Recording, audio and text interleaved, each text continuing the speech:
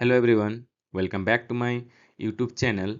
आज हम लोग स्टार्ट करने वाले हैं Rutherford's atomic model class 11 chemistry atomic structure, जो कि हमारा सेकंड चैप्टर है, प्रेजेंटेड बाय कैलाश क्विरी।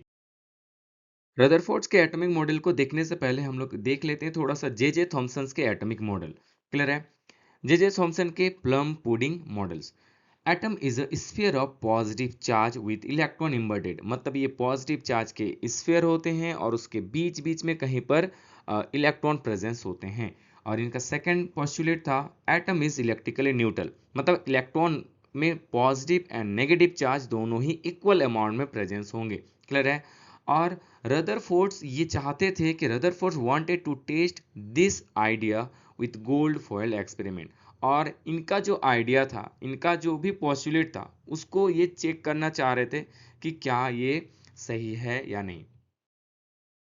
आपके पास जो ये एटॉमिक मॉडल दिख रहा है, ये थॉमसन्स के एटॉमिक मॉडल थे, जे थॉमसन्स के एटॉमिक मॉडल, जिसमें यहाँ पर जो रेड कलर के जो स्फीयर जो दिख रहे हैं, ये हमारा है पॉजिटिव चार्ज, जिसमें पॉजिटिव चार्ज प्रेजेंस है। और ये जो ब्लैक कलर के जो दिख रहे हैं नेगेटिव चार्ज, ये है हमारा इलेक्ट्रॉन्स, जो कि इस एटम्स के इनसाइड प्रेजेंस है। क्लियर है? नेक्स्ट हम लोग देख लेते हैं गोल्ड फॉइल एक्सपेरिमेंट और अल्फा पार्टिकल एक्सपेरिमेंट, जो कि रदरफोर्ड्स के द्वारा किया गया था। क्लियर है? चलिए, सबसे पहले हम लोग इस एक्सपेरिमेंट का सेटअप को देख लेते हैं। इस एक्सपेरिमेंट के सेटअप में एक गोल्ड फॉइल लिया गया है, जिसका थिकनेस 100 नैनोमीटर है। क्लियर है? और यहाँ पर अगर बोला जाए कि गोल्ड ही क्यों यूज़ किया गया है, नहीं, गोल्ड के अलावा सिल्वर को भी यूज़ किया गया है, लेकिन गोल्ड इसलिए क्योंकि इसमें इसका थिकनेस को हम लोग 100 नैनोमीटर तक ला सकते हैं। क्लियर है? और उसके बाद यहाँ पर एक जो ब्लैक कलर का जो बेल्ट दिख रहा है, ये बेल्ट है हमारा डिटेक्शन स्क्रीन, जो कि बने हुए हैं जिंक सल्फेट से, और इसको एक और नाम से जानते हैं फ्लोरोसेंस स्क्रीन। अब देखो, इस फ्लोरोसेंस स्क्रीन का काम क्या है? यहाँ पर इसका काम ये है कि जो भी यहाँ पर चार्ज पार्टिकल कहीं पर भी स्ट्राइक करेगा, तो यहाँ पर ये ग्लो करने लगेगा। जिस भी प्लेस में या जिस भी पॉइंट पे कोई भी चार्ज पार्टिकल स्ट्राइक करेगा, उस पॉइंट पे ग्लो करेंगे। क्लियर है? और यहाँ पर देख सकते हैं सोर्स ऑफ अल्फा पार्टिकल्स के तौर पे लिया गया रेडियम को। क्लियर है? इस बॉक्स में अंदर है, और यहाँ से एक अल्फा पार्टिकल का बीम निकल रहे हैं। क्लियर है? अब देख सकते हैं अल्फा पार्टिकल्स क्या होते हैं? अल्फा पार्टिकल्स हीलियम +2 चार्ज को कहते हैं अल्फा पार्टिकल्स, जिसका अगर मास देखा जाए तो इस पार्टिकल्स का मास होता है 4 AMU, 4 एटॉमिक मास यूनिट, जो कि इलेक्ट्रॉन के कंपेयर में बहुत ही ज़्यादा मास है। क्लियर है? अब देखो, जब हम लोग अल्फा पार्टिकल का बीम को बम्बार्टमेंट किया जाता है किसमें? गोल्ड फॉइल पे। गोल्ड फॉइल पे बम्बार्टमेंट करने से मैक्सिमम जितना भी अल्फा पार्टिकल्स है, ये मैक्सिमम अल्फा पार्टिकल्स क्या हो जा रहे थे? अनडेविएटेड पास हो जा रहे थे। अनडेविएटेड मतलब इसमें किसी भी तरह का इसका पाथ में चेंजेस नहीं आ रहे थे। और स्मॉल कुछ ऐसा पार्टिकल्स थे जो कि स्मॉल एंगल के साथ डेविएट हो रहे थे, जैसे कि ये सब लाइनिंग दिख रहे हैं, ये स्मॉल एंगल के साथ डेविएट हो रहे थे। क्लियर है? और कुछ ऐसा भी पार्टिकल्स थे जो कि लार्ज एंगल के साथ डेविएट हो रहे थे। क्लियर है ना? और 1 in 20,000, मतलब 20,000 में एक ऐसा भी पार्टिकल्स मिल रहा था जो कि बाउंस बैक, मतलब 180 डिग्री एंगल के साथ वो क्या कर रहे थे? बाउंस बैक कर जा रहे थे। चलिए, इस गोल्डफोल्ड एक्सपेरिमेंट का ऑब्जर्वेशन क्या निकला, उसको हम लोग थोड़ा देख लेते हैं कि क्या क्या इसमें ऑब्जर्वेशन निकला। जहां पर पहला पॉइंट्स है, nearly 99.9% alpha particle passed without deflection, मतलब अभी देखे कि मैक्सिमम जो अल्फा पार्टिकल्स थे वो अनडेविएटेड सीधे पार हो जा रहे थे, जिसमें किसी भी तरह का एंगल में चेंजेस नहीं हो रहे थे, जो अपने पाथ से डेविएट नहीं कर रहे थे। नेक्स्ट पॉइंट है सम डिफ्लेक्टेड एट स्मॉल एंगल, देखिए कि कुछ अमाउंट ऐसे भी थे जो कि स्मॉल एंगल के साथ डिफ्लेक्ट कर रहे थे। उसके बाद वेरी फ्यू बाउंस बैक, जो कि हमारा था कितना बाउंस बैक कर रहे थे? 1 in 20,000। क्लियर है ना? 20,000 में से एक ही ऐसा पार्टिकल्स थे, अल्फा पार्टिकल्स, जो कि बाउंस बैक कर जा रहे थे। चलिए, सबसे पहले हम लोग इस वीडियो के हेल्प से इस एक्सपेरिमेंट को समझ लेते हैं।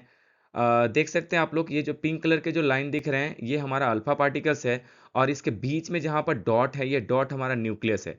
और ये जो क्लोज सर्कल ऑर्बिट सर्कल है, इसको हम लोग ऑर्बिट कहते हैं, जहाँ पर इलेक्ट्रॉन प्रेजेंस होते हैं।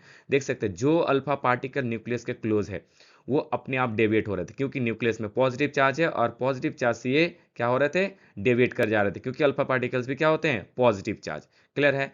और मैक्सिमम जो न्यूक्लियस के डिस्टेंस में है, न्यूक्लियस से एक डिस्टेंस में है, वो हमारा अनडेविएटेड क्या हो रहे थे, पास हो जा रहे थे। क्लियर। कंक्लूजन देख लेते हैं हम लोग इस गोल्ड फॉइल एक्सपेरिमेंट का, जिसमें कि हम लोग का पहला पॉइंट है most of the atom is empty, क्योंकि ज्यादातर अल्फा पार्टिकल अनडेविएटेड पास हो जा रहे थे। इसका मतलब ये हो गया कि एटम्स का स्पेस हमारा क्या है, ज्यादातर खाली है। नेक्स्ट पॉइंट था alpha particle deflected with those which pass very close to the positive charge, मतलब जो पॉजिटिव चार्ज के बहुत ही क्लोज है वही हमारा क्या हो रहे थे, डेविएट कर रहे थे, अदरवाइज हमारा डेविएशन नहीं हो रहा था। Alpha particle deflected back means alpha particle strike some heavier mass of atom present at smaller volume, मतलब वही हमारा रिफ्लेक्टेड बैक हो जा रहे थे, पीछे वापस आ जा रहे थे, रिटर्न आ जा रहे थे, जो कि हमारा एक हैवी मास से टकराते थे, स्ट्राइक करते थे। क्लियर है ना। और जो कि बहुत ही छोटे से स्पेस में ये प्रेजेंस है। क्लियर है। नेक्स्ट पॉइंट देखते हैं positive charge and mass concentrated in nucleus, जितना भी एटम्स के पॉजिटिव चार्ज है और पूरे एटम्स के मास है, ये हमारा न्यूक्लियस में क्या है, कंसंट्रेटेड है। क्लियर है। क्योंकि अदर प्लेस में ये कोई भी स्ट्राइक करके बाउंस बैक तो हो नहीं रहे हैं। क्लियर है। रदरफोर्ड एक्सपेरिमेंट के कंक्लूजन के बेसिस पे उन्होंने एटॉमिक मॉडल ड्रॉ किए थे, दिए थे, जिनका पोस्टुलेट इस प्रकार है। पहला पोस्टुलेट है हमारा most part of the atom is hollow, मतलब एटम्स का मैक्सिमम पार्ट में क्या है, हमारा खाली स्पेस है। क्लियर है ना। नेक्स्ट पोस्टुलेट है small dense positively charge nucleus at centre. Clear है। जिसमें से हम लोग देखते हैं कि बहुत ही कम अमाउंट ऑफ अल्फा पार्टिकल क्या कर रहे थे, बाउंस बैक हो रहे थे। इसका मतलब कहीं ना कहीं वो जो अल्फा पार्टिकल्स है वो किसी एक हाईली डेंस क्या बोल सकते हैं, हेवी मास से वो स्ट्राइक कर रहे थे, जिसकी वजह से वो क्या कर रहे थे, बाउंस बैक हो जा रहे थे। क्लियर है ना। इसीलिए हम लोग कह सकते हैं कि जो डेंस या स्मॉल जो पॉजिटिवली चार्ज है वो न्यूक्लियस में है, वो कहां पर है, वो एटम के सेंटर में इन्होंने माना है। क्लियर है। नेक्स्ट पॉइंट है electron revolve around nucleus in close circular orbit, जो भी आप डॉटेड लाइन के सर्कल जो देखे थे न्यूक्लियस के अराउंड, वो उसमें हमारा क्या इलेक्ट्रॉन रिवॉल्व करते हैं। Number of proton is equal to number of electron. Obvious सी बात है, कोई भी एटम्स हमारा न्यूट्रल होना चाहिए, और न्यूट्रल होने के लिए हमारा प्रोटॉन मतलब पॉजिटिव चार्ज और इलेक्ट्रॉन जो कि हमारा नेगेटिव चार्ज, दोनों क्या होना चाहिए, इक्वल। क्लियर है। नेक्स्ट उन्होंने क्या कहा था कि the size of electron is very very small as compare to nucleus, nucleus के कंपेयर में इलेक्ट्रॉन का साइज क्या होते हैं, बहुत ही छोटे होते हैं। क्लियर है। लेते हैं रदरफोर्ड्स के एटॉमिक मॉडल, जिसमें उन्होंने एक सेंटर पे लिए न्यूक्लियस, और न्यूक्लियस में होते हैं पॉजिटिव चार्ज, उसके अराउंड कुछ ऑर्बिट होते हैं, कुछ क्लोज ऑर्बिट, जहां पर इलेक्ट्रॉन उसके अराउंड रिवॉल्व कर रहे हैं। ये देख सकते हैं, ये हमारा हो गया इलेक्ट्रॉन जो कि न्यूक्लियस के अराउंड है। ये सर्कुलर ऑर्बिट में ये सब इलेक्ट्रॉन्स हैं। ये सब इलेक्ट्रॉन्स क्या हो रहे हैं, ये इस न्यूक्लियस के अराउंड क्या कर रहे हैं, रिवॉल्व कर रहे हैं। ये फर्स्ट हो गया, ये हमारा न्यूक्लियस है, ये हमारा इलेक्ट्रॉन्स है। क्लियर है। चलिए रदरफोर्ड्स के एटॉमिक मॉडल का लिमिटेशन हम लोग देख लेते हैं। इनका फर्स्ट जो लिमिटेशन था वो था could not explain stability of atoms, electron should spiral into nucleus. Clear है। जैसे कि कोई भी चार्ज पार्टिकल जब ये सर्कुलर ऑर्बिट में रोटेट करेंगे या फिर रिवॉल्व होंगे, तो ये कहीं ना कहीं एनर्जी रिलीज करते रहेंगे। अब ये एनर्जी जो रिलीज कर रहे हैं, तो एनर्जी रिलीज करते करते इसका एनर्जी कम होते जाएगा, कम होते होते होते होते ये क्या हो जाएगा, एक समय पे न्यूक्लियस पे ये क्या हो जाना चाहिए, मर्ज हो जाना चाहिए। क्लियर है। बट ऐसा तो होता नहीं है। अगर ऐसा होता तो जितना भी एटम्स है, सभी का सभी इलेक्ट्रॉन्स क्या हो जाते हैं, न्यूक्लियस में मर्ज हो जाते हैं या फिर समा जाते हैं। बट ऐसा कभी तो होता नहीं है। क्लियर है। तो इसके स्टेबिलिटी के बारे में कि ऐसा क्यों नहीं होता है, इसके बारे में इन्होंने कोई एक्सप्लेनेशन नहीं देते हैं, और इनके एक्सप्लेनेशन नहीं मिलने की वजह से ये क्या हो जाएंगे, इनका लिमिटेशन। हमारा नेक्स्ट पॉइंट है कुड नॉट एक्सप्लेन इस discrete line spectra of atoms, जो कि डिस्क्रीट लाइन के बारे में हम लोग का बात करते हैं कौन, बोर्स के एटॉमिक मॉडल्स। सबसे पहले क्विक रिकेप कर लेते हैं हम लोग क्या क्या पॉइंट्स पढ़े थे। न्यूक्लियस जो कि स्मॉल होते हैं, डेंस होता है, पॉजिटिवली चार्ज होते हैं, electron revolve in orbit around nucleus, nucleus के अराउंड ये क्लोज सर्कुलर ऑर्बिट में रिवॉल्व करते हैं। Atoms volume mostly empty space, atoms में ज़्यादातर स्पेस क्या होते हैं, खाली। और इसमें सक्सेस इनको क्या मिला कि explain alpha particle scattering, alpha particle क्यों स्कैटर कर जाते हैं एटम्स में, इनके बारे में इनका एक्सप्लेनेशन मिल जाता है। Thank you. आज के लिए इतना ही।